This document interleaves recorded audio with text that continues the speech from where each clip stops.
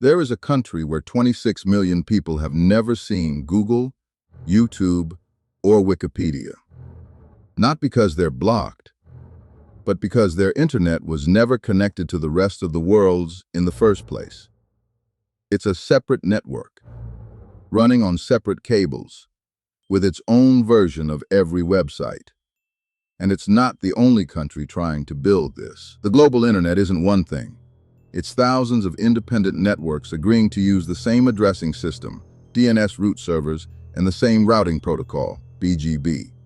A sovereign internet means controlling or replacing those shared layers. Your own DNS routes, your own routing rules, physical choke points you can shut on command.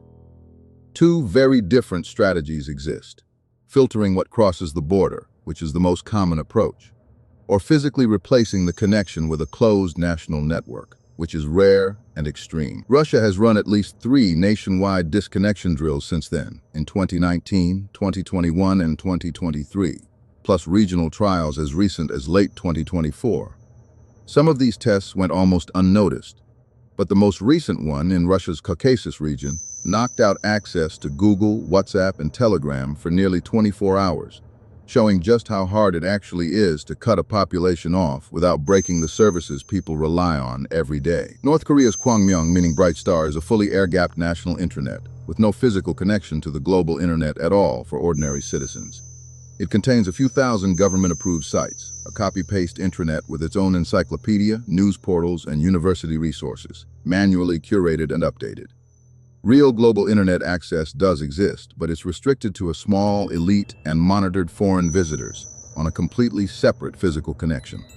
Where Russia was engineering an emergency off switch, North Korea's separation is permanent, by design, built in from the very start. This trend has a name: the split internet.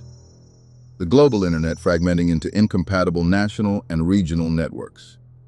China's Great Firewall, the largest scale version of this, filtering, not a full air gap, shows this approach can scale to well over 1 billion users. And it ties back to the same physical network we covered before, the very cables and choke points that make the internet the pressure points a government needs to control to build a sovereign version.